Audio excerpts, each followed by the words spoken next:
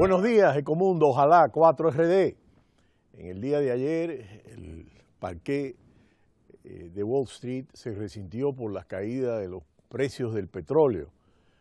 Todo el sector energía tuvo pérdidas importantes y en la sesión, tanto los tres indicadores, tanto el Dow Jones de industriales, que es su principal indicador, los tres se redujeron un 0,32%. En el caso del Dow Jones, perdió 55,99 puntos hasta 17.702,22.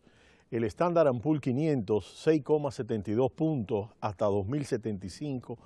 El Nasdaq, 16,22 hasta 5.067,2 unidades.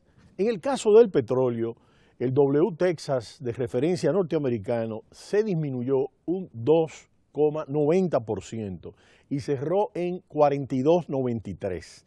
Está realmente por debajo de los $43, que es la última vez que estuvo así, fue a finales de agosto. Es decir, que sigue en una tendencia muy baja, ¿no? En el caso del Brent, 3,43% de disminución y cerró en 45,88. También su valor mínimo desde finales de agosto. Una de las razones son el incremento de las reservas en los Estados Unidos, que siguen la tendencia de las últimas 6 semanas. Y hay un hecho interesante e importante, es el alto valor del dólar, la moneda de referencia de los mercados energéticos. Y cuando más fuerte está el dólar, pues mayor coste tiene el petróleo para los países que tienen que importar el crudo, lo que puede originar una reducción de la demanda y por consiguiente una bajada de los precios. Y este es uno de los factores que incide con la apreciación del dólar que se ha registrado en los mercados, como vamos a ir viendo en diferentes aspectos. Por otro lado, en el día de ayer se dio una reunión, que es la cuarta cumbre en la capital de Arabia Saudita, que es Riad, donde el presidente de Venezuela instó a los jefes de Estado y de Gobierno de América del Sur y de los países árabes a crear una fórmula que permite establecer un precio justo de los hidrocarburos. Esta es la cuarta cumbre que sigue a la de Brasilia, que se realizó en el 2005, la de Doha en el 2009 y la de Lima, Perú, en el 2012. El presidente Maduro destacó de que hay mucho que hablar sobre este tema de la fórmula. Y dice, la magnitud y la importancia determinante del petróleo como energético principal de las dos regiones. Y al mismo tiempo sostiene, somos nosotros los que invertimos y producimos petróleo de este planeta. No pueden ser otros los que nos fijen sus movimientos y sus precios. Y cuando habló de los otros, no identificó al usar al famoso señor mercado y la especulación para fijar los precios. Hemos visto en el día de ayer y en otras de las entregas de Ecomundo cuáles son los aspectos que están influyendo dentro del mercado. Y justamente el problema importante aquí es que la propia Arabia Saudí, que es la ciudad que se escogió y es el país anfitrión y una parte importante de esta reunión y de la OPEP, que no prefiere reducir la producción, aunque eso signifique precios bajos. Al igual que Irak, al igual que Irán, al igual que Rusia. Y este es uno de los temas en cuestión, sobre todo cuando Irán entre luego de la reducción de las sanciones que fueron impuestas. Y este aspecto, en la reunión se encontraban Venezuela y Ecuador, que son los únicos países suramericanos que son miembros de la OPEP. Mientras tanto, el Banco Central de Venezuela, siguiendo el ejemplo de Argentina, discute con el Banco Popular de China las posibilidades de realizar un intercambio de monedas, es decir, de bolívares y yuanes. Una operación que le permitiría a Venezuela incrementar sus menguantes reservas internacionales acumuladas a lo largo del tiempo, es decir, ha acumulado una gran cantidad de reservas en dólares, en oro, que han estado en estos momentos utilizándolas para poder hacer frente a un conjunto de deudas. De concretarse esta operación de swap con el Banco Popular de China, permitiría contabilizar en las reservas de Venezuela yuanes por un equivalente de 3.000 millones de dólares, generando liquidez para poder importar productos de China sin tener que usar dólares cruciales para el pago de la deuda externa. Ya ha habido intercambios, por ejemplo, en el caso de Uruguay, donde el aspecto principal es el tema de intercambio por alimentos. China es el principal prestamista de Venezuela, que cancela sus deudas enviando petróleo al gigante asiático. El financiamiento chino a Venezuela, otorgado desde 2007, asciende a 50.000 millones de dólares.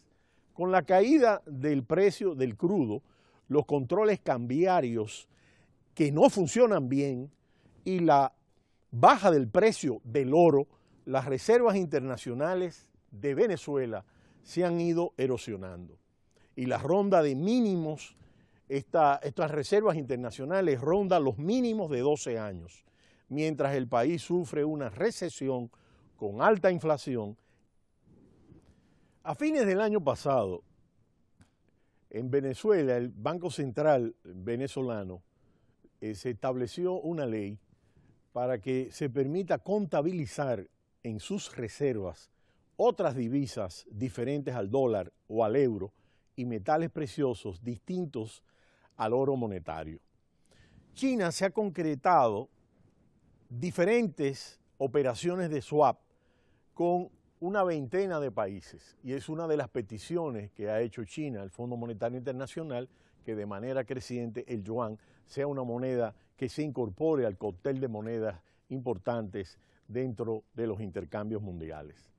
En el caso de Argentina, se firmó un acuerdo para intercambiar el equivalente hasta 11.000 millones de dólares que ingresaron a sus reservas desde el año pasado, desde el año 2014. Recordemos que hubo unos encuentros importantes con el presidente Xi Jinping y donde se le permitió con estos recursos frescos a Argentina poder sobrevivir en ciertos aspectos importantes en torno a sus reservas internacionales, sobre todo en la tendencia de alza del dólar que se ha registrado en el mercado paralelo. Tanto en Venezuela como en Argentina operan sistemas de cambio múltiples, ¿no? Al mismo tiempo, las reservas de Venezuela se ubican en 14.819 millones de dólares, una reducción desde alrededor de 22.000 millones de dólares al cierre del 2014. Es decir, que ha habido una reducción apreciable de más de 8.000 millones de dólares. El presidente Maduro ha dicho que va a hacer frente a todos los compromisos internacionales que tiene en relación a la deuda y a través de estas medidas lo que está buscando es obtener alguna posibilidad para reservar los dólares para poder pagar la deuda externa. Sin embargo, a nivel interno tiene un problema con la recesión, que ya ha sido una recesión importante, y el problema de la inflación y sobre todo la carestía, la ausencia de productos básicos en determinados renglones fundamentales. Por otro lado, Ecuador no financiará nuevos contratos, que es lo que ha estado haciendo en los últimos años, de venta anticipada de petróleo con China y Tailandia, y prevé cancelar el próximo año unos 1.200 millones de dólares por estas obligaciones. Ha estado recurriendo desde el 2009 a la venta anticipada de petróleo a China para financiar un agresivo plan de inversiones y este año suscribió un contrato similar con Tailandia. Ecuador se ha comprometido a vender petróleo en un plazo determinado a cambio de desembolsos anticipados por parte del comprador, en este caso China y Tailandia. La tasa de interés de los contratos supera el 6%, lo que ha sido cuestionado por analistas que sostienen que la venta anticipada dejó de ser rentable por la caída del precio del crudo. China se ha convertido en el mayor financista de Ecuador. pese a que no realizará más ventas a China, han destacado las autoridades, ¿no?, recibirá una línea de crédito de hasta 1.500 millones de dólares para financiar su presupuesto el año que viene, al mismo tiempo que las ventas anticipadas sumarán unos 745 millones de dólares. De manera que tanto en el caso de Venezuela como en el caso de Ecuador, esta situación de caída de los precios del petróleo y que se hayan mantenido durante tanto tiempo por debajo de los 50 dólares y que las expectativas que presentamos ayer del informe de la Agencia Internacional de Energía, lo que nos presenta es un panorama hasta el 2020 donde pudiera recuperarse el mercado, indiscutiblemente que es un aspecto sensible para estas dos economías que dependen del petróleo.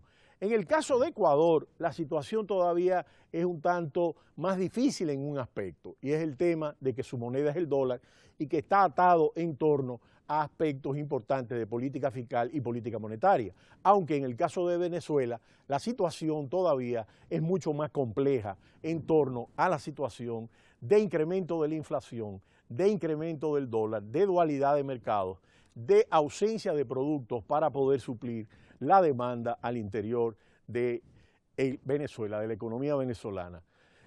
Hay un aspecto importante en este sentido, y es que dentro de las negociaciones que ha estado desarrollando el presidente Barack Obama, aunque parezca contradictorio, esas negociaciones que ha estado desarrollando con Cuba, uno de los aspectos que está persiguiendo la diplomacia exterior estadounidense es que Cuba pueda influir en torno a la situación que vive Venezuela para tratar de evitar que esa situación pueda seguir agravándose y que pueda haber un espacio de negociación donde la economía y la política puedan encontrar algún nivel de estabilidad, dada la fragilidad de la situación, porque es verdaderamente complejo que esta situación pueda salirse de las manos y que este territorio, este amplio territorio contiguo con Colombia, donde hay sectores de narcotráfico importantes, puedan tomar zonas territoriales importantes dentro del país. De manera que es verdaderamente importante ver cómo este giro tiene un factor importante a la vez que las negociaciones con la FARC se desarrollan en Cuba. Por otro lado, lo que nosotros estamos viendo es que la caída de las exportaciones en el tercer trimestre del 2015 revela lo difícil de la situación que están atravesando las principales economías de América del Sur. En el caso de Brasil, la disminución en el último trimestre ha sido del 20,4% y la depreciación del real de 61,2%. Es un hecho importante, la contracción de Brasil va hacia cerca del 3%, esto arrastra a Argentina. En el caso, por ejemplo, de Chile, los precios del cobre han bajado tanto que han bajado por debajo de los costos de producción. Y aunque la economía está en un crecimiento de apenas 2,5, 2,7. Esto es un hecho importante. México, Centroamérica y el Caribe están siendo arrastradas por el crecimiento positivo de la economía norteamericana. Tanto los gastos de turismo como los flujos de remesas, como exportaciones han estado favoreciendo a este conjunto de economías. Pero en relación al tema de los recursos energéticos y la dependencia del gigante asiático, China, pues esto ha afectado de manera importante a toda América del Sur, con algunas excepciones, sobre todo en el caso de Perú, que ha estado disminuyendo, pero está por encima del 3%, y en el caso de Colombia también las exportaciones se han disminuido un 41,6% y una depreciación de 52,5% en términos de la moneda del peso colombiano. Pero será hasta mañana cuando volveremos en Ecomundo, ojalá 4RD. Cita cultural, no le cambie.